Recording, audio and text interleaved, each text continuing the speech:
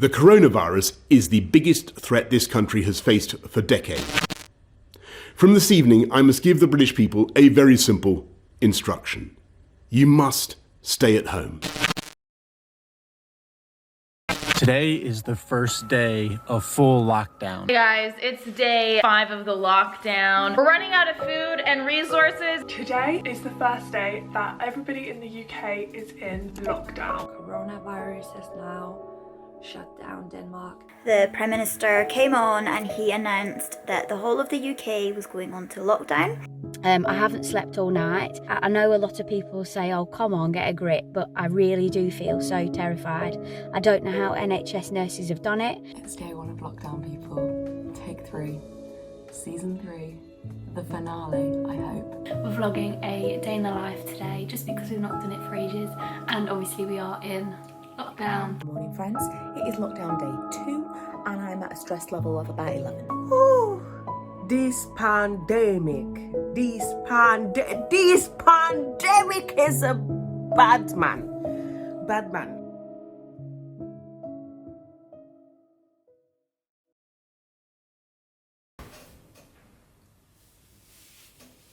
It got weird.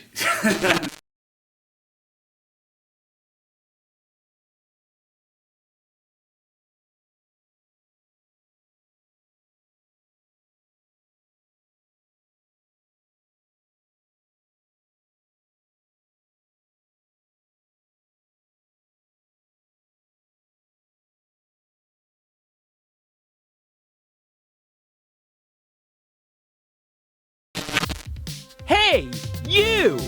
Yep. Hey, you look lonely. 'Cause I am. You want to meet some new friends? Sure. Then you should buy one! Wait, if you enjoy emotional conversations and you want someone to listen to you with no distractions or interference, then buy the best friend today! Okay, but how would you even do that? It's simple! Go on Fiverr, log in, and search for the friend that you want. Pay them, and then you'll have a new friend! It really can't be that easy. Oh, but it is! Buy your virtual friend now!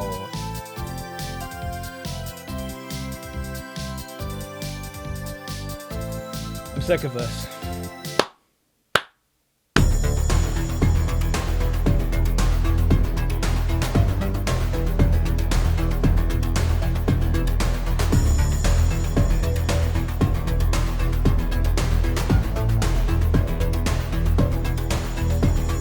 So finally, a formal introduction. My name is Joe and welcome to the new Joe Cree channel. Today I'm starting a new series that I'm calling Socially Awkward. Now before I go into what's going to happen in today's episode and what's going to happen through the series throughout, I want to talk about 2 things first. 1, what is social awkwardness? And 2, why am I doing this documentary in the first place?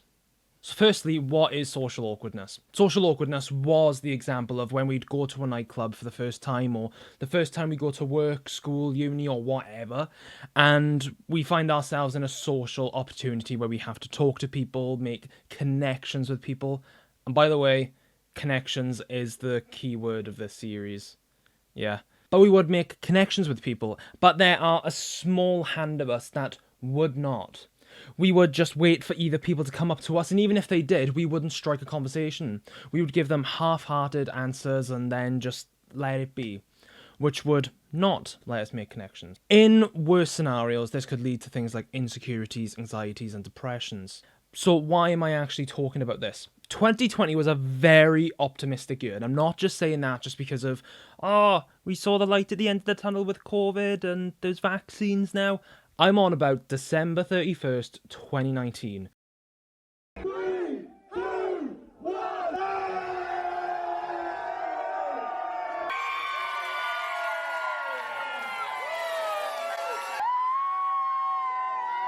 I'm just super excited to see what 2020 has in store for me. It's going to be a great year. I know it inside of me. Oh, that did not age well. That did not age well.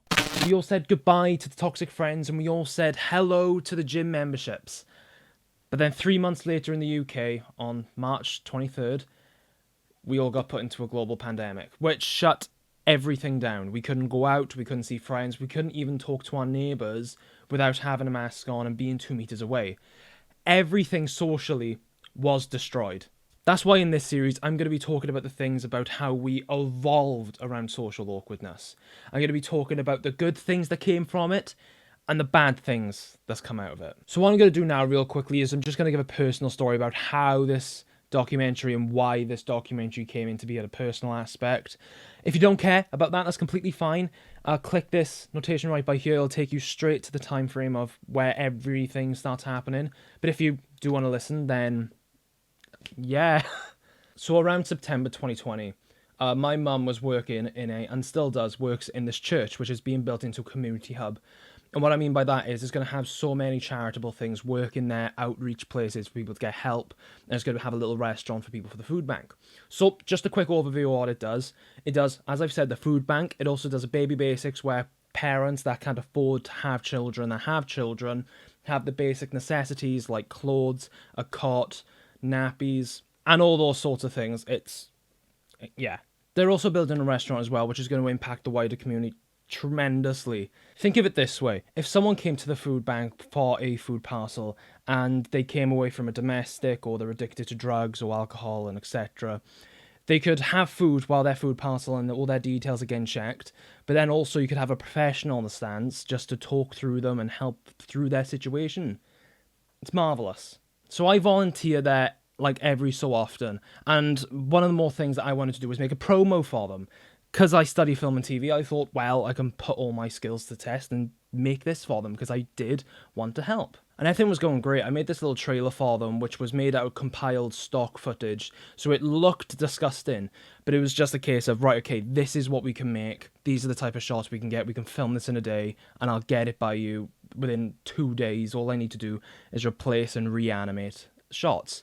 It was all going well. So then December of 2020 happened, and if you don't know what happened in the UK at that point, Season 3 of lockdown, and in some places, Season 4 of lockdown, and in some places, if you were already in lockdown, Season 2 of lockdown. We weren't allowed to go anywhere, and it just basically all went to square one again. We were basically told that, oh, it's not like the other lockdowns, even though I felt it was.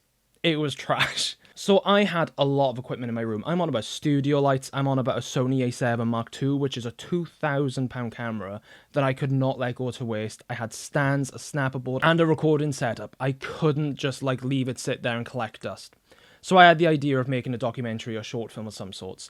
But I wanted to make more of a documentary, and I was going to do an opener for an old documentary, which is hopefully going to be done next year, called Is God Real? But then I cancelled it. I just didn't feel like it blended together. It was more of like a face-to-face sort of thing. I didn't want it to be like face to camera to screen. It was meant to be more introduced like that. But nevertheless, I just thought about it. Now, I'm going to touch on this because I'm going to talk about this later, but me and my girlfriend of 3 years broke up on the 28th of December. And a couple of days after that, I had the idea of making a documentary called Socially Awkward. A documentary where I look at the logistics and the things that we did to kind of change ourselves socially, just to compact what happened with COVID.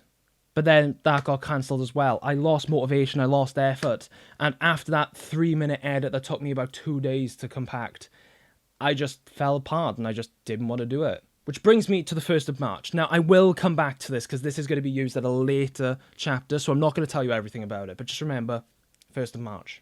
So back to the girlfriend thing. On the 28th of December 2020, me and my girlfriend of 3 years broke up, and it was a very emotional, hard breakup, which made me want to spend more time to myself. So for the next 5 days, I spent time to myself. I played games, I watched films, I read.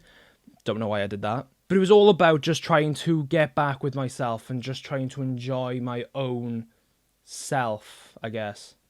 I just wanted to be able to stand time with myself again. I just wanted to spend time with myself, playing my games, enjoying what I do and how I live. So after the 5 days, I was ready to engage and meet new people. So obviously I couldn't do that, go out on the street and just be like, hey, what's going on? I had to go onto the pits of the internet. I had to go onto Omegle. Yeah. So the first person pops up and skips. Right. So the second person comes up and they skip as well.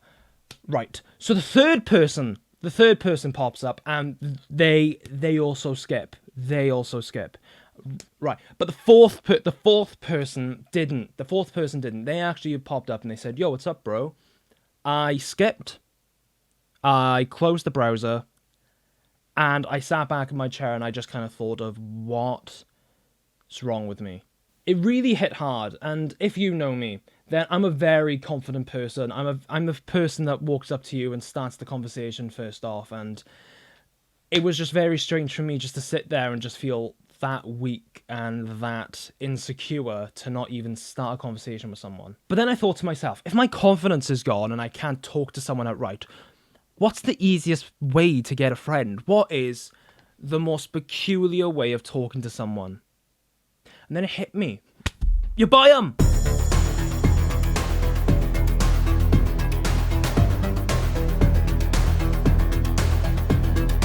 So if you listen to the personal story, you would know that I cancelled this project back in January when I first wanted to do it. But then on the 1st of March, my lecturers came to me and said, for the next module, you can either make a short film or a documentary that has to span at least over 5 minutes. So I wanted to make a short film called Streamer. It went okay. The actor was a nuisance, and there were things that didn't manage to work out between me and the actor and the script, so that just completely flopped, but that's being moved to a later date. So I decided to bring back Socially Awkward. But with that, my lecturer came and said, right, okay, so there are a couple of rules you have to follow in order to make this. I was like, okay, well, what are they? There were a couple, but these are the ones that are lodged inside my head. 1, you're not allowed to use any weapons, blood, guts, guns, anything along that matter, which is fine because I wasn't planning on doing that anyways. But the second one is the one that made the documentary. That rule was you're not allowed to fabricate / make up any information and mislead it as facts other than opinions. So basically, everything that I've said so far has to be a fact unless I am viewing it as an opinion. And the way I do documentaries is I don't like to give my opinion on matters that are very vague, or if they're about what the documentary's about, because I don't want to give my opinion and influence someone to think like me. I want it to be 100% your idea, unless it's something very serious, in which case there is only one opinion for it. So that leads me to this part. Everything in that 3-minute intro that you saw is 100% fact. You can go onto Fiverr. You can type in friend and you can purchase someone to be your friend or someone to listen to you. It's 100% fact. And whenever I talk to a friend about this, they always have 3 questions on their mind, and that is, 1, isn't this borderline prostitution? 2, is this legal? And 3, is it safe? I'm going to start off with the first one, is this prostitution? And not really. Yeah. And I know that's very vague, so I am going to elaborate. A lot of the people that put up that they want to be your friend have in their description that they don't do NSFW, which is not safe for work, which means they won't send you explicit pictures and they won't give you sexual services over the internet, which is completely their choice and you have to respect that. However, there are that slight 5% of people that do not safe for work services. I'm not going to go into detail and say where they are, but there are definitely services out there, and I have interviewed one of those people. So as you can see, it's kind of vague, because for the people who do the safe for work stuff, that's completely fine, and it's not. But the people who do the not safe for work, it's kind of like an online hooker sort of thing, where you're paying them for sexual service over the internet. Yeah. Now the second question, is this legal? This is another grey area, because this is where it comes into the morality and the logistics of what it actually means to be a friend and the actual job it is. So if you don't know about the term freelance, it's a very scary word. And if you work in the freelance, you know why it's scary and you know why it's a very hard business. But if you don't, this is just a quick explanation of what it is. So for example, for some freelance work, you have artists, you have DJs, you have video editors, you have game developers, you have character animations. There's a lot to choose from. And freelance basically means you get paid for the job. So whereas in companies you get paid a regular salary on a regular basis, where you can just, $2,000 a month, that's completely fine. Whereas freelancers get paid for the job. So for example, say now I wanted to make a comic and I needed an artist. So I look for an artist and I see one I like that does the similar style that I want, and they are $20 per page.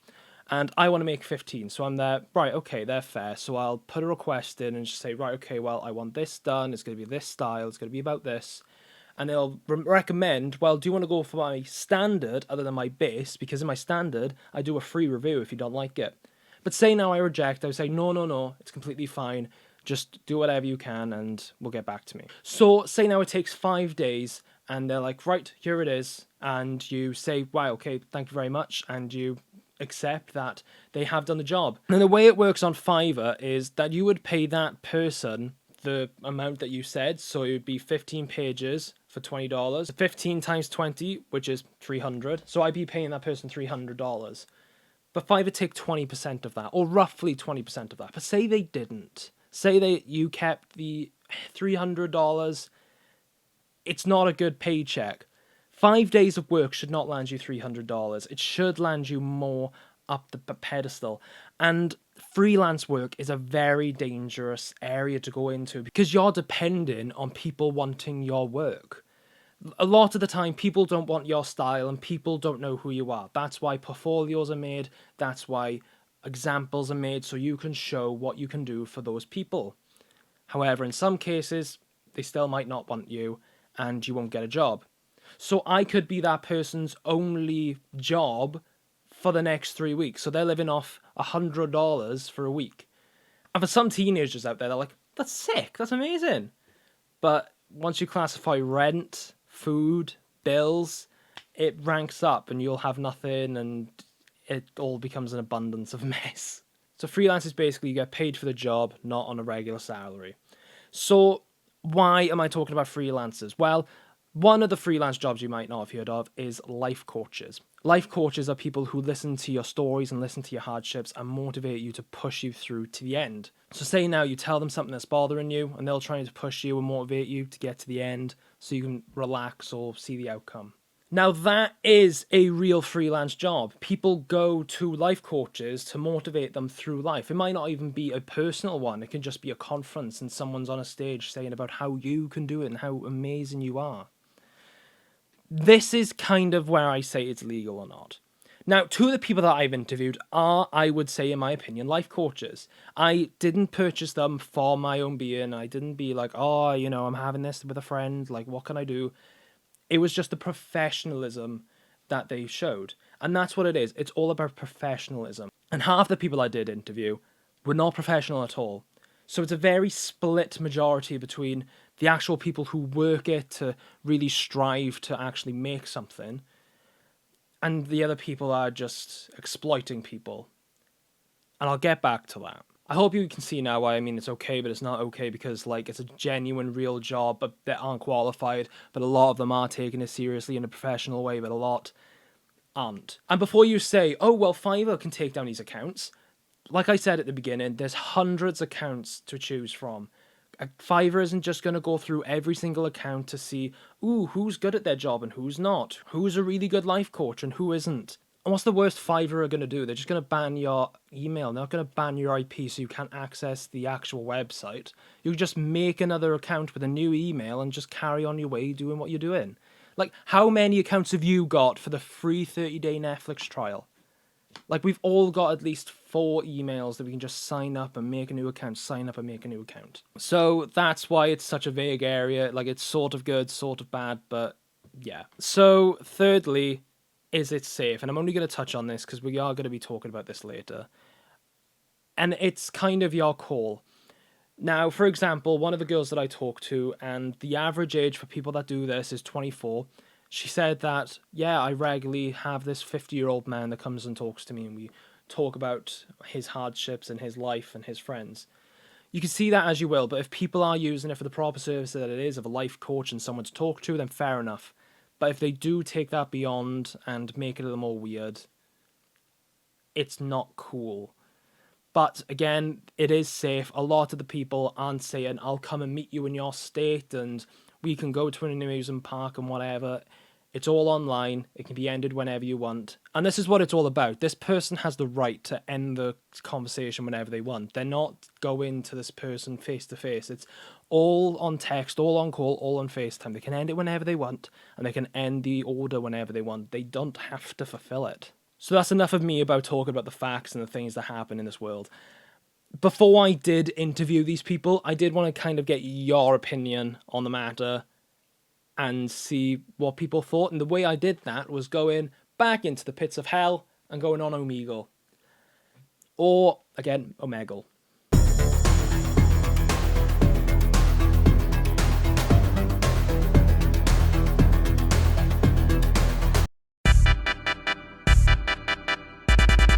What do you think about buying a friend? Buying a friend? Yes. I think it's pathetic. Who would want that? Why would you want like a temporary friend?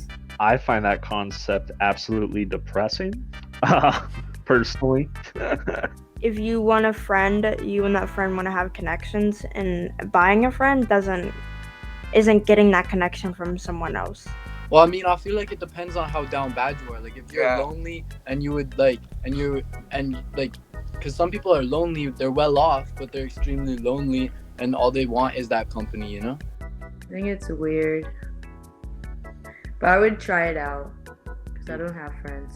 If you're into that, then I guess that's fine, but like I wouldn't do that. Well, essentially, buying a friend, you're just making a friend through social media, right? Because you're just making a friend through the internet. But you pay them. Yeah. I feel like online would be better, but it's also so much easier to be a catfish or a serial killer. Friendships shouldn't be bought. They should be given. Yeah. Fair. I feel like it would benefit like a group of people. I can see this being a therapeutic thing. So it's. I like it. You like it?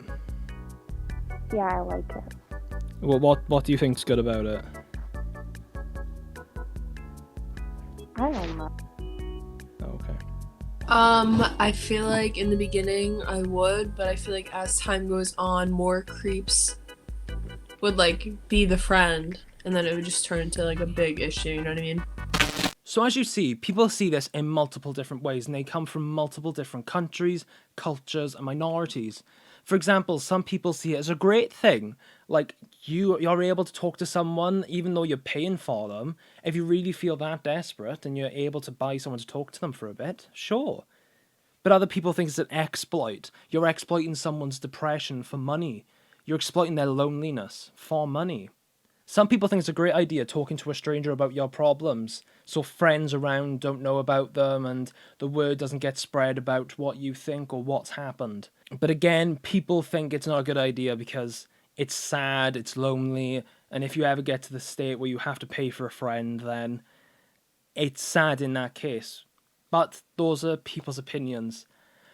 I think I've done enough talking, and I think I've done enough research. I think it's time we actually talk to the women ourselves.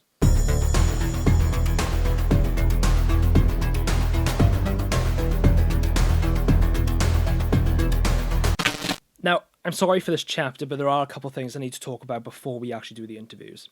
One, why do I keep saying women? The people that I'm interviewing are just going to be women. Now, you could say, why aren't I interviewing men as well? This is a bit odd, like why only women? If you type in friend on Fiverr, only 2% of the people that come up are male. And the rare 0.5% of the people that actually speak really good English. So it's very hard to be able to get a man that speaks English. So that's why I went predominantly with women. And it's the most popular one anyways. So I think it's more factual to go into women than men anyways. So secondly, the people are being compensated for doing the interviews. None of them did it for free. I did compensate them for the interviews. And thirdly, a lot of the time you are going to see a blurred screen and a muffled voice. A lot of the women that I interviewed wanted to stay anonymous, which I have to completely respect. So with this now, we've had to get actors in to do the audio and the visuals, so the people who you're hearing and seeing aren't the actual people themselves. And finally, even though the people that are doing this are staying anonymous, I haven't fabricated any information they have told me. This is 100% of their word, And if you don't believe me, then you can go and do your own research and buy a friend for yourself and find out what they have to say. I know I just said finally, but this is me after I've done the interviews. A lot of what's being said is going to be talked about sexual harassment. If you don't like the topic of sexual harassment and you rather would avoid it, then I would skip to the next chapter where we talk about a different interview that happens. But if you're comfortable with talking about sexual harassment and the discussion around it, then enjoy, but viewer discretion is advised.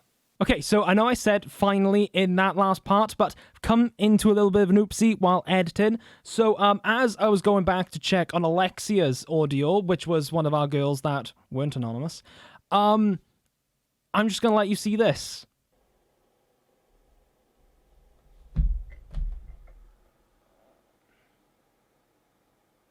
Explain to me why I do a 37-minute interview and the sound didn't even frickin' work.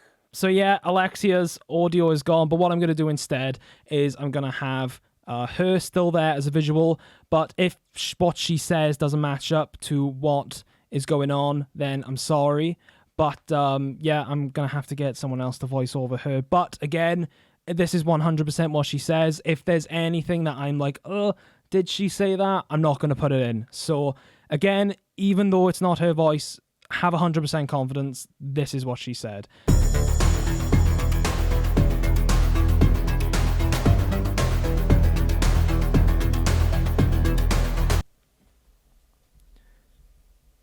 Right, just before we start, I'm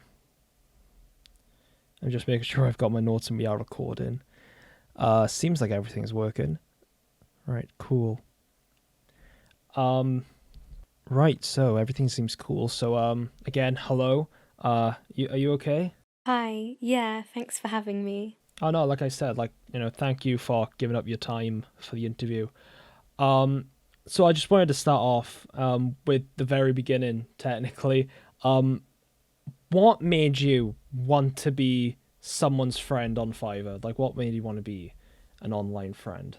So, on Fiverr, people charge a lot for basically the same job as what I do, but here in where someone can spend $8 in America, that here is like a nice meal and some nice wine. I like helping people, and I thought it would be a good idea to be able to help out people when they need it. I understand a lot of them don't want to talk to friends about it. That's why I'm here. My friends started telling me about money they earned being sugar babies, and I was sort of interested, but I didn't want to have to do a face-to-face thing, so I researched and I found out people were doing things sort of like that on here, so I went for it.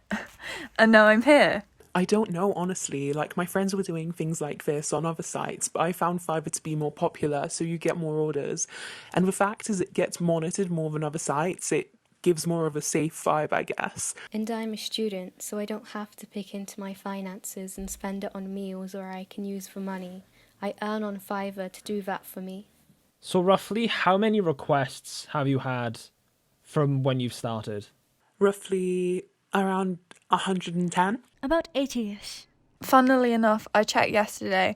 I'm pretty sure it is 284, but I've done 3 orders since then, so maybe 290 now-ish. Like at least 270 are men, without a doubt, but I've had a handful of girls. Like at least 200 of the men, maybe more if I'm being honest with you, but at least 200 of them asked for sexual services. I'll do it, I don't mind, again, it's my body, and I'll give them the services I'm comfortable with. Personally, with the girls, I see it more as a gossip sesh, like they'll tell me their shit and I'll tell them mine, sometimes. It's like that with the guys sometimes too. I always have to be, like, more sympathetic, but it's a job, and I'll just have to act sad and move on. Around 60, give or take. But I've only ever had one female. She was much more professional than my other customers that are male. She was there to actually talk and vent her feelings, and I gave her my professional help. But conversations with men would literally be like, oh, so I'm having a really tough time with my family at the moment, to, man, I'm really horny right now. Okay, so how long have you been doing this for then? Since August last year? Right. So 7 months-ish? Since the 16th of August last year, so like 8 months? 9 months. Since the 2nd of January. 2021.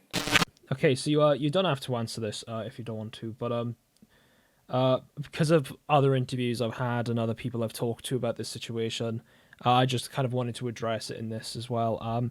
Do you get men ask you for sexual services, whether it be for like pictures and videos, or live, like in an interview set like we are in now? Yes, all the time. It's a pretty common thing. I sometimes get them asking on my other services, like my yoga and fitness meditation stuff. We would be mid-workout, and they would just comment on my bum or something. 100%, and I don't mind it. Like, there's a lot worse they could ask for, I guess. If they talk about it with me, I'll think about it, but at the end of the day, it's my body. I can do what I want to an extent. Nothing's gone wrong so far, so... Yeah, I don't mind it though. I imagine a lot more girls get it than me anyways. Like, I only recently started doing more sexual services as I'm getting more comfortable with it. But still, if your wallet is deep enough, I'll basically do anything. Yeah, it's like the majority of the messages I receive, I get so many of them. Like, on Fiverr, when you write a message to me, I have a paragraph on my description dedicated to saying, I'm not sending or doing anything explicit. This is my job. I want to do it well. I want to be professional. And it's already in my description, as I'm already prepared for them asking me, even though they still do. You can see on other girls' accounts, they have reviews saying, yeah, such a great service, and then it goes on to say that they received sexual services for it. I have roughly done 60 requests on Fiverr, and I would say at least double I have to cancel because of men asking for sexual services. I've even had men ask for sexual services professionally, like it was the thing that I do. Like, I'm not discouraging the girls that do it, but that's for them, and not for me. Right, okay. And would you say it affects you in any way? Like, would you say that it's made you feel a certain way about yourself, or it's affected the certain outlook of certain things? It doesn't. I just deny the requests and move on with my day. I mean, at the start, it sort of did, but I wasn't going to kill myself or nothing. It was more about looking down on myself in a way. But, like, I get it. They want what they want, but sometimes I felt like an object. In the beginning, it really affected me when someone would say something really inappropriate. And even, like, I consider myself a professional and intelligent person, so when someone comes on the call and they ask how much to see your bra, it would really affect me. I'm not just a boobs and ass. I am an intelligent person and not someone that can be objectified. I know not all men are like this. It was just at the start. All men kind of just blended together, and that's my fault. My friends helped me realize that it's not all men.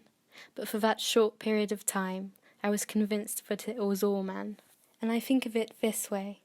You wouldn't go to a psychiatrist, sit down and say, "Ooh, you look hot." You wouldn't. No one would. Just because you're behind a computer screen doesn't give you the right to say stuff like that. Right, and with all that, has there been a point or a client even that has made you feel like you don't want to do this anymore, there's no point in doing it? I mean, not really. Like I've said, I really enjoy it, and I enjoy the way I earn and stuff. But there would be times where I get harassment off friends about doing it. They think it's wrong and stuff, but at the end of the day, they aren't going to make my decisions for me, so I carry on. I don't mind harassment from men, it's only when my friends get involved, it starts to be a problem. Yeah, so there was this guy, and whenever we would talk about my services, he would start calling me ma'am, and it creeped me out. So I asked him to call me and then he started to call me Miss. And then it started to go down a really weird road. He basically started saying he wanted to be dominated by me, and he was going on about how he was a submissive man. He kept on picking up the microphone and saying, "Can I speak, Miss?" No, not really. Like, I do enjoy this. There hasn't really been a negative experience yet, so there isn't really anything I can't enjoy. There have been orders that do question my morality in a way, like, is it right that I do this? Should I be doing this? You get me? I just tend to carry on though, like, I think a lot worse goes on in the world. So me just sending a couple pictures and doing some live services for some people, it's nothing compared to most things that happen in the world. Okay, so what do you enjoy about, someone buying you to be their friend? What's the enjoyable aspect of that? Being honest with you, it's insane. Like, if I can earn while basically doing nothing, then I'm happy. It's like those Snapchat scams where they tell you to do surveys for money, but this one's real. Yeah, I really enjoy it, especially when I get to actually help people. There have been a lot of times where I hear such horrible domestic stories, like with friends or family, and hearing them, you can't help but be taken aback. I just think sometimes, what a life they live, and I just think how lucky I am. But you do get the odd liar about their story, and they try and fabricate stuff just to get sympathy out of me. But in all honesty, I would give people sympathy for doing that, because they obviously need someone to talk to if they are paying someone to give them sympathy. Yeah, I get to meet new people from around the world, and I love it when someone from a different country I haven't heard of or haven't visited yet, so I can add it to my places to go. Yeah, don't get me wrong, the sex services can be a bit over the top sometimes, but I just blank it out now. I've been doing it for a while, and when you've done this for a while, you tend to develop a thick skin for that sort of stuff. So me being a little bit nosy, a second. What do you spend the money on that you earn? Drink. Lots of drink. I actually haven't spent it yet. It's all being stored so that I can do one big withdrawal. I'm saving to help cover the costs of my traveling around the world. Just little ornaments to put in my room, if I'm honest.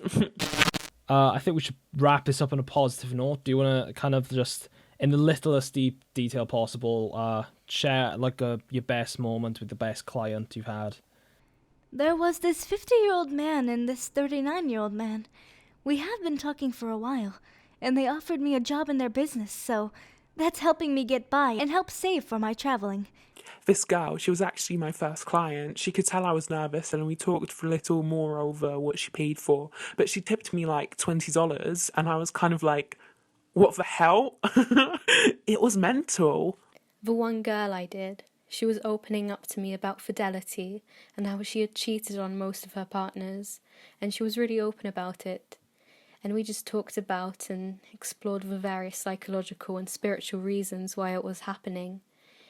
It's mainly because I believe that everyone's feelings, no matter who you are validated, and I guess that's why I wanted to help her so much, because she did want the help. I mean, there's two technically. One was this girl, and she was talking about her boyfriend and stuff, and how they broke up. Then she starts going on this rant about how he always saw her as an object and things, and he never took her seriously.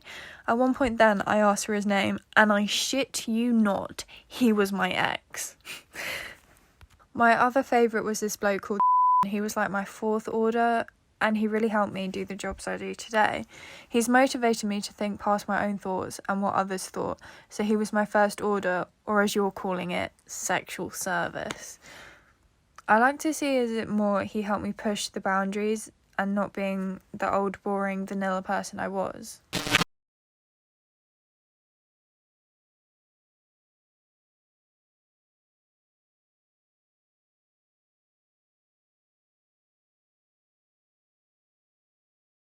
So if you can't tell, it's been a while since I've done the interviews. And it's mainly because of trying to think of the right things to say. A lot of sensitive topics were talked about, and it's always trying to bring them around in the right matter. Now, earlier on I said about how I will never say my opinion unless there's only one opinion. This is one of those moments where there's only one opinion. And what I mean by that is, if you're for sexual harassment and sexual assault, you're a bit of a dick, and that's the only way you can say that. So for the people wondering why have I named this chapter Sarah Everard, this is why. So in Kent, a couple weeks ago, there was a woman that was brutally murdered by a police officer that followed her under the town of Kent.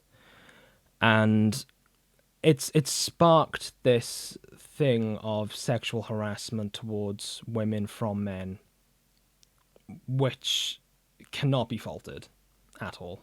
So the big thing that was stepped up from that was Sarah was wearing normal everyday clothes. She was going from one place to the other, and she got killed.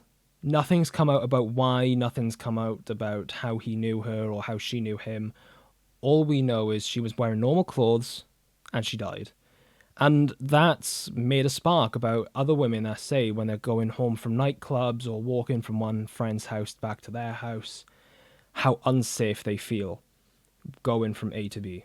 And don't get me wrong, who I am and the way I've been brought up, I am still scared to walk by myself around the street at night. My mum will always come and pick me up, and that's who I am and who my family is. So I will never fear the feel of being sexually harassed or catcalled 24/7.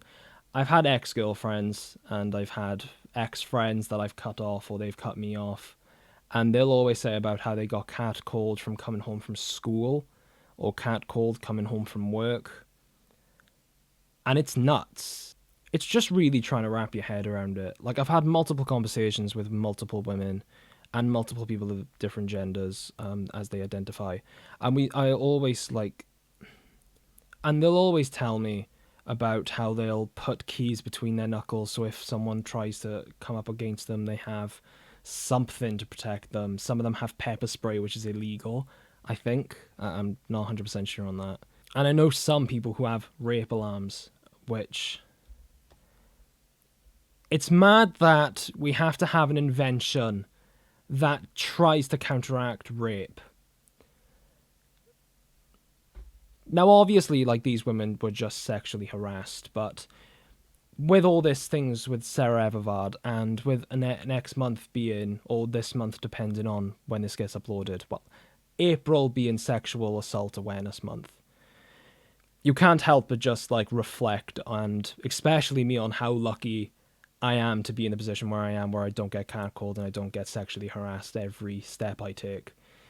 I guess this is just a way of saying that even though I don't understand the feeling, I empathize, and it might not mean a lot. A lot of people just say, well, the sympathy's enough. Some people don't like sympathy. I empathize. You will... And as you can tell, this isn't scripted. This is just me going off my head before I go into the final chapters. I just kind of wanted to say something because I know it's an ongoing problem, and I know it's a huge problem that is hitting the... And I know it's a huge problem that's hitting the UK currently, and I know it's a huge problem that's hitting a lot of people personally. And this might not do a lot, probably won't do anything, but at least it's something. Down below is going to be a bunch of numbers and some links to some sexual assault and sexual harassment helplines. So if you are a victim of sexual assault or sexual harassment, contact them. I can't say I've used them myself, but again, it's better than nothing, and hopefully they will give you the help that you deserve. But kind of analysing the data other than sexual harassment, you can see that with these women, there's a strong impact with men, and a lot of them do take advantage of being friends with people. Some of them don't care, and some of them do. Some of them use the exploitation for their own gain, and some of them genuinely care for people. And I think it's mad how, in the span of a couple months, some people can get as much as 60 requests to be your friend, which... nuts. In the final chapters, I am going to be wearing this jumper because I've just come off the interview myself. I'm going to be interviewing someone called Sophia, and Sophia isn't who you think she is. So going back to what I said about earlier on about safety of this thing, everything is completely safe to a degree, except this part. This is the part where the creeps start coming out, the exploitation is taken to a new level, and it's gone mental. Yeah. So as we go into these last few chapters, again, if you have been sexually harassed or sexually assaulted in the past, please have a look at the links below for any given support. I know sometimes it might not do much, but it might do a little. Or sometimes, in a rare occasion, a great deal. Apart from that, sit back, relax, and enjoy the the final interview.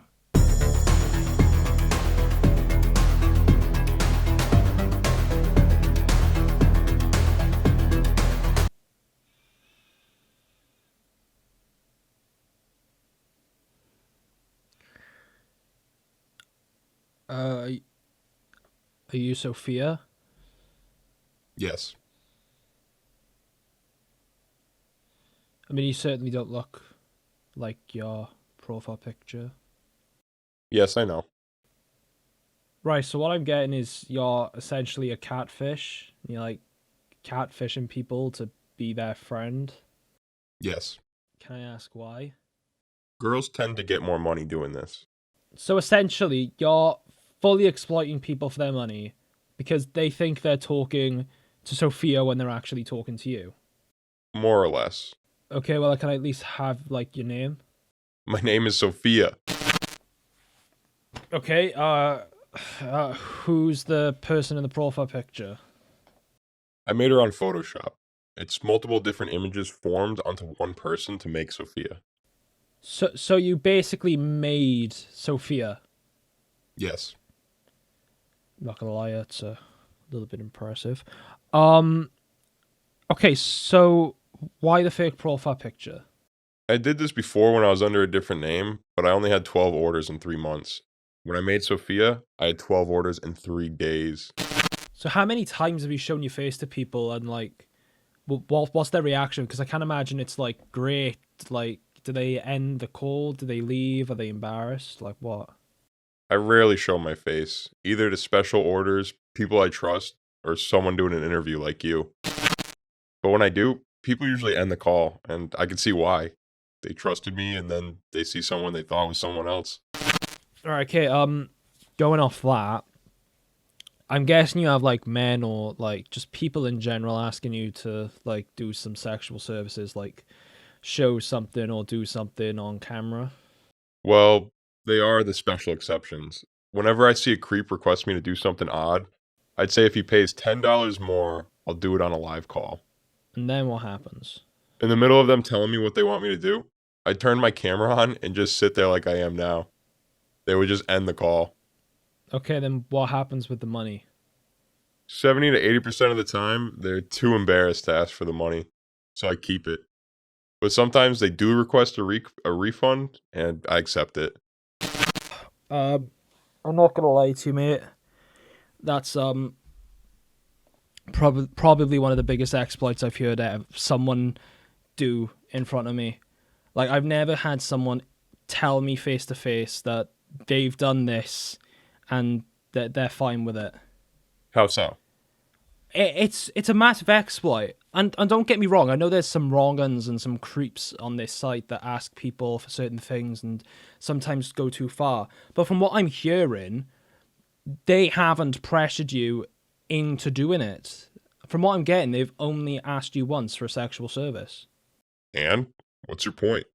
My point is that these men, and although are creeps and 100% should not be asking random women on the internet for pictures and services of some sort, they don't deserve to have a random man pop up on their screen when they've paid for the person to do that and they've talked about it beforehand and everything was said okay.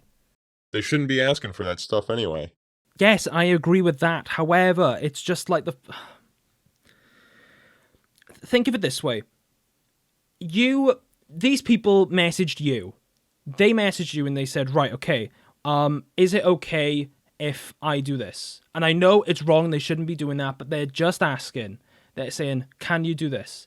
You have the right to say no. If you say no, then that's it. That's the end of the story. But because you said yes, you're accepting you have to do that job. You're accepting that this is fine, I am comfortable with it, and you're going to do it. And they then believe that they are going to have this service brought to them. It's a different story if you had said, no. But because you said yes, it just makes it wrong on so many levels. Do you have any intelligent questions to ask? I mean, I would, but I feel like you're incapable of answering them. What do you spend the money on? Just games, food, drinks, help pay some of the bills sometimes too. Wait, it helps pay the bills? How many requests have you had? Like 210? I don't know the exact number. Could be more, to be honest. Is it alright if I only answer 2 more questions? I have stuff I gotta do today. Sure. Do you have any moral regrets about doing this? Not really. I just do what I do to pay the bills and get the next Call of Duty. I mean, okay. If you could talk to your past clients again about, just this is me, I am Sophia. Or if they're even watching this, what would you say to them?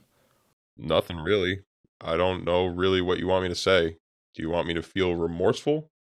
Well, I'm not. I do what I do for my wife and daughter. Well, Sophia, thank you for the time for the interview. However, I have to say that your conduct has been absolutely shambolic.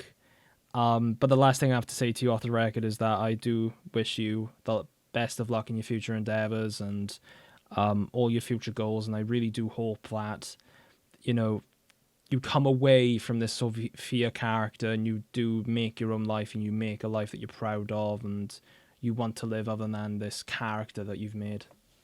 Thank you, but I'm very proud of the life I live. And the last thing I want to say to you is that I hope you get your shit together for the next people you interview, because you've been Well, sir, if that's the case, I hope one day when your daughter grows up to be my age, she will be as proud of you as I am of you right now.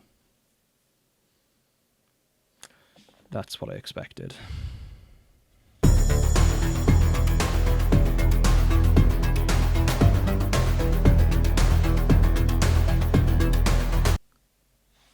Okay. So, that's the dangerous part of the internet, if I do say so myself. So if you want kind of some context to this, I genuinely thought I was meeting a girl called Sophia, and she's had majority of people go to her. Like, she's got more reviews than some of the other people that I've met, which is really odd because they're catfishing. I don't know, I don't get it. It's weird. I kind of hope this series kind of teaches people that the internet is not safe. But in all seriousness, I guess there are a lot of pros to this. Like, you get to, extinguish yourself with random people so you don't have to worry about getting to other people. But it's people like this that ruin it. And people like this that scare the internet. And it's very easy to pose as someone fake in the internet. And the easiest way is just putting a profile picture on someone like this person did. The harder version is actually getting footage of someone and relapsing it onto that, which can be done. And I've tested it with some mates, and the results are frightening. Let's just say that, to be the least. But just to wrap up, thank you so much for listening to this little documentary. I say little, I don't know how long this is going to be. Could be half hour, could be 10 minutes. Probably not. But I hope this has shown you the wider way that people do get money, whether it's exploitation or actual ways of trying to get money to help people and better themselves while bettering other people. Now, I want to hear your reply. Now, YouTube channels are anonymous unless you've actually put your name on your YouTube channel. Then you silly goose. You silly goose. But I genuinely want to hear what people think. Is this a good way to go? Now, you could either talk about the people that genuinely want to just not care and gain money, or you can talk about people who do this for a good cause, and, would you use them and actually talk about your life and seek them for help because they're a stranger? Let me know down below. I've been doing this for a long time, so I'm going to take a nap and watch some Silent Hill 2. Apart from that, thank you for watching. Please subscribe and support this series. If you like the video, please like. And if you want any other episodes in this socially awkward series, then comment down below. The next episodes that you can expect to see are going to be Omegle and the weird world that it is, and Sugar Daddies. That's going to be fun. But apart from that, if you have any other ideas, please list them down below.